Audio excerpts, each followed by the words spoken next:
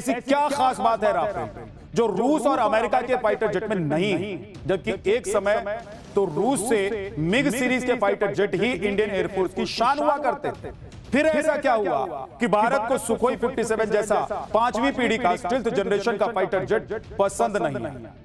मैं आपको तीनों फाइटर जेट की तुलना करके बताने वाला हूं कि इन तीनों में से भारत के लिए सबसे बेहतर कौन सा फाइटर जेट है और क्यों भारत ने राफेल पर मुहर लगाई।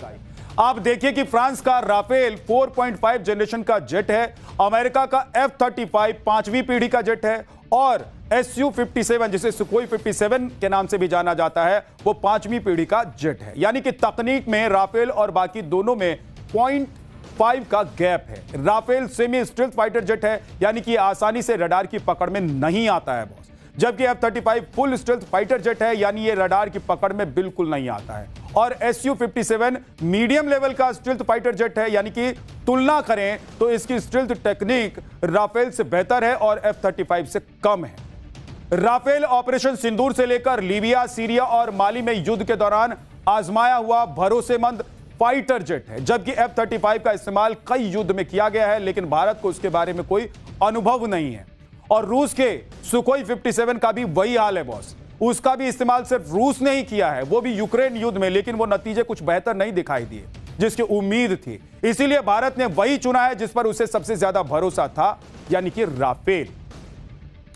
इन सब के अलावा इस बार भारत जो फाइटर जेट खरीदना चाहता था उसका सोर्स कोड भी लेना चाहता था ताकि उसमें ब्रह्मोस जैसे स्वदेशी हथियार लगाए जा सके और मेक इन इंडिया वाली शर्त भी भारत चाहता था। सोर्स कोड पर राफेल बनाने वाली company Dassault aviation limited access देने को तैयार हुई। मेक इन इंडिया वाली शर्त भी मान ली गई, जबकि अमेरिका ने आज तक किसी भी देश को अपने फाइटर जेट का सोर्स कोड नहीं दिया है बॉस। वहीं रूस भारत के साथ अपने फाइटर जेट्स का सोर्स कोड साझा करने के लिए तैयार था और मेक इन इंडिया पर भी राजी था, लेकिन उसके फाइटर जेट का औसत रिव्यू और शायद मिग फाइटर जेट के एक्सपीरियंस को देखते हुए इंडियन एयरफोर्स इस डील पर आगे बढ़ी ही नहीं। कुल मिलाकर अगर भारत ने राफेल को दोबारा चुना तो सबसे बड़ी बात यह थी कि राफेल इंडियन एयरफोर्स का जाना पहचाना और आजमाया हुआ जेट है। ऑपरेशन सिंदूर में भारत ने राफेल का इस्तेमाल करके पाकिस्तान में धुआं धुआं कर दिया था बॉस। आपको याद ही होगा, आप तस्वीर भूले नहीं होंगे कि कैसे पाकिस्तान में कोहराम मच गया था और कैसे भारत ने जब ऑपरेशन सिंदूर किया था उसके बाद दुनिया भर में हड़कंप मच गया था कि भाई भारत ने क्या कर दिया, क्या गजब कर दिया। भारत चाहता है कि राफेल में ब्रह्मोस मिसाइल लगाई जा सके। इसके लिए दसॉल्ट कंपनी सोर्स कोड का लिमिटेड एक्सेस देने को तैयार हो गई है। यह भारत की शर्त थी कि अगर एक्सेस कोड दोगे तो आपके साथ डील कर, और इसीलिए भारत के लिए राफेल पहली चॉइस बन गया। तो भारत की ताकत बढ़ेगी। भारत की ताकत कैसे बढ़ी वो ऑपरेशन सिंदूर में दुनिया ने देखा भी बॉस। आज जो राफेल भारत की आसमानी सरहदों की हिफाजत करता है उसे राहुल गांधी ने सत्ता पाने के लिए चुनावी मुद्दा बता दिया था। 2019 के चुनाव में राहुल गांधी ने राफेल को लेकर ऐसा नैरेटिव बनाने की कोशिश की थी कि मोदी सरकार ने राफेल डील में बहुत बड़ा घोटाला कर दिया। तब राहुल गांधी आरोपों की झड़ी लगा रहे थे, कॉन्फिडेंस के साथ छाती ठोक कर, सीना ठोक कर कह रहे थे कि मैं जो कह रहा हूं लिख कर रख लो। मोदी सरकार ने घोटाला कर दिया। आप देखिए कि राहुल ने राफेल डील को लेकर पीएम मोदी पर क्या क्या आरोप लगाए। राहुल ने कहा था कि मोदी सरकार ने हर राफेल पर 3 गुना ज्यादा कीमत दी। HAL को साइडलाइन करके अनिल अंबानी की कंपनी को फायदा पहुंचाया गया। राहुल ने कहा कि भारत को 126 जेट की जरूरत थी, लेकिन मोदी ने सिर्फ 36 जेट की डील करके सिक्योरिटी कॉम्प्रोमाइज कर दी। राहुल ने टेक्नोलॉजी ट्रांसफर नहीं देने का भी आरोप लगाया था। राहुल गांधी ने यह भी कहा था कि राफेल डील में भ्रष्टाचार विरोधी शर्तों को हटा दिया गया है, जिससे घोटाला करना आसान हो गया। उन्होंने राफेल डील में पीएमओ और NSA पर भी इंटरफेयर करने का आरोप लगा दिया था बॉस। राहुल ने अपनी कैलकुलेशन के आधार पर कहा था कि राफेल डील में 30,000 करोड़ का घोटाला हुआ। इसके बाद राहुल गांधी ने पीएम मोदी को चौकीदार चोर है कहना शुरू कर दिया था। लेकिन इन सारे आरोपों में से राहुल गांधी का एक भी आरोप सुप्रीम कोर्ट में नहीं टिका और ना राहुल गांधी कोई जवाब दे पाए। राफेल डील को लेकर राहुल गांधी के आरोप उसी तरह खोखले, आधारहीन और बचकाने थे जैसे कि राहुल ने वोट चोरी को लेकर बीजेपी और चुनाव आयोग पर लगाए। इस फेक नैरेटिव के लिए राहुल गांधी को सुप्रीम कोर्ट में माफी तक मांगनी पड़ गई। इसके बाद राहुल गांधी ने राफेल रटना बंद कर दिया, छोड़ दिया था। सुनिए कि उस वक्त राहुल क्या कुछ बोल रहे हैं। He has handed that money to Anil Ambani and he has done it personally. Please keep what I am saying in mind. The Prime Minister has helped steal 30,000 crores from the defense forces and he has done it personally. Okay? Rafale deal 2.0 Rahul Gandhi और कांग्रेस को मोदी सरकार का तगड़ा जवाब माना जा रहा है कि कांग्रेस एंड पार्टी जिस डील को सबसे बड़ा डिफेंस घोटाला साबित करने में तुली हुई थी, मोदी ने उसी राफेल की दोबारा डील कर डाली है, वो भी सीधा ठोक कर, और पहले से 3 गुना बड़ी डील कर डाली। अब सोचिए कि कैसे यह मुंह चढ़ाने वाली बात हो, यानी कि जो नैरेटिव राहुल गांधी, उनकी पार्टी और विपक्ष के नेता सेट करने की कोशिश में लगे हुए थे, जिस डील को लेकर सवाल उठा रहे थे, चुनाव में मुद्दा बना दिया था और जिस पर सुप्रीम कोर्ट में राहुल गांधी को माफी मांगनी पड़ गई थी, उसी का 2.0 नरेंद्र मोदी ने फिर से कर दिया। अब बोला कि अब बोल के दिखाओ, अब बताइए कि ये डील में क्या गड़बड़ी है।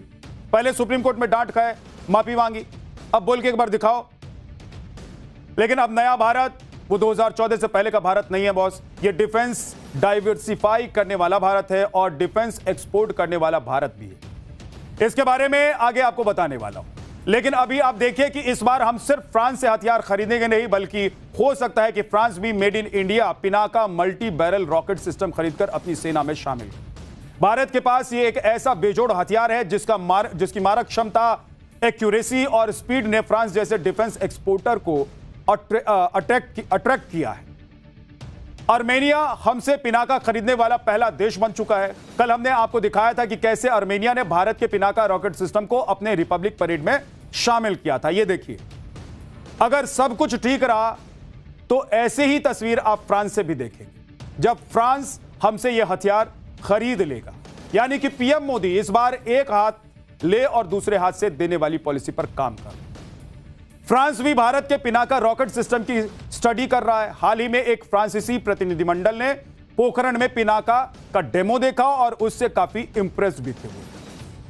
दरअसल फ्रांस अपनी लंबी दूरी की आर्टिलरी कैपेसिटी को मजबूत करने के विकल्प तलाश रहा है और पिनाका फ्रांस की जरूरत को पूरा करने की रेस में सबसे आगे है बॉस। आप सोचिए कि भारत अब अपना यह हथियार बेचने को तैयार है। अब सोचिए कि भारत कह रहा है कि एक हाथ दो एक हाथ लो, यानी कि भारत कह रहा है कि हम आपसे राफेल खरीदेंगे, लेकिन दूसरी तरफ हमारे पास भी आपको देने के लिए कुछ है, और वो भी दुनिया में सबसे बेहतर जिसे माना जाता है, और वो है पिनाका। और इस पर नजर टिकी हुई है फ्रांस। दशकों तक भारत विदेशों से आर्टिलरी सिस्टम खरीदता रहा है, लेकिन मोदी सरकार आने के बाद डिफेंस में आत्मनिर्भर भारत बनने के धड़ाधड़ फैसले लिए गए और आज जमीन पर उसका असर भी दिखाई दे रहा है। जमीन पर जो असर दिखाई दे रहा है उसी से आप यह समझिए कि जो राफेल जिसकी डील फाइनल हो गई है, जिसको ग्रीन सिग्नल दे दिया गया है, वो उसमें 50% जो चीजें होंगी वो स्वदेशी होंगी, भारत की होंगी। तो इसका क्या मतलब हुआ कि भारत अब तैयार है कि हम आपसे डील करेंगे, लेकिन उसमें मेड इन इंडिया क्या होगा यह भी तय करना पड़ेगा। और आप यह भी देखिए कि इसका असर क्या हो रहा है। 2014 से पहले भारत अपनी रक्षा जरूरतों का लगभग 65 से 70% आयात किया करता था, जबकि भारत का स्वदेशी उत्पादन केवल 30% से 35% हुआ करता था। 2014 से पहले भारत दुनिया का सबसे बड़ा हथियार आयातक था। ज्यादातर हथियार रूस से आते थे। 2010 से 14 के बीच रूस से 72% हथियारों का आयात होता था। हथियारों का घरेलू उत्पादन बहुत कम हुआ करता था, खासकर आधुनिक हथियार, इंजन, रडार, इलेक्ट्रॉनिक सिस्टम। ऐसे में किसी एक देश के भरोसे रहना, वो भी आज के दौर में जब रणनीतिक साझेदारी बहुत तेजी से बदल रही है, कोई समझदारी का काम नहीं है। और इसीलिए भारत ने डिफेंस डाइवर्सिफाई वाली पॉलिसी अपना ली। मतलब कई देशों से डिफेंस इंपोर्ट करना और अपनी सेना के पास कई देशों के मिले जुले हथियार रखना। और इसीलिए भारत ने साल दर साल रूस से हथियार खरीदने का रेशियो भी घटा दिया। आप देखिए कि भारत ने हथियार आयात में रूस की हिस्सेदारी 2011 से 15 के बीच में 70% थी, जो 2016 से 20 में घटकर 51% रह गई, और 21 से 25 के बीच में और कम होकर 40% ही रह गई। फ्रांस अब भारत का दूसरा सबसे बड़ा सप्लायर बन गया है। उसका हिस्सा करीब 29% का है। अब राफेल डील से यह हिस्सेदारी और बढ़ जाएगी। तीसरे नंबर पर है इजराइल, जिसका हिस्सा करीब 15% का है। इजराइल से मिसाइलें, ड्रोन और निगरानी सिस्टम खरीदे जा रहे हैं। भारत का स्वदेशी रक्षा उत्पादन भी वित्त वर्ष 2023 से 24 में रिकॉर्ड 1,27,434 करोड़ रुपए तक पहुंच गया है। मतलब अब सीन पलट गया है बॉस। जो भारत पहले 65% हथियार खरीदना चाहता था और खरीदा करता था, अब वही भारत 65% हथियार खुद बना रहा है। और यह सब मुमकिन हुआ है तो मोदी सरकार की नई नीतियों की वजह से, मेक इन इंडिया पॉलिसी की वजह से, आत्मनिर्भर भारत योजना की वजह से और लोकल फॉर वोकल की वजह से।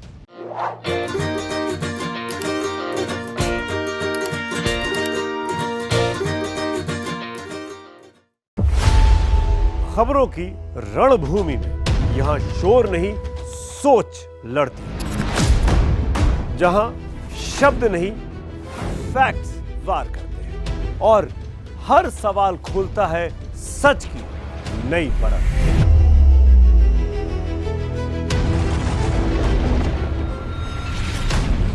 चक्रव्यूह आपके अपने सुमित अवस्थी के साथ सोमवार से शुक्रवार शाम 6:57 पर टाइम्स नाउ नव भारत पर।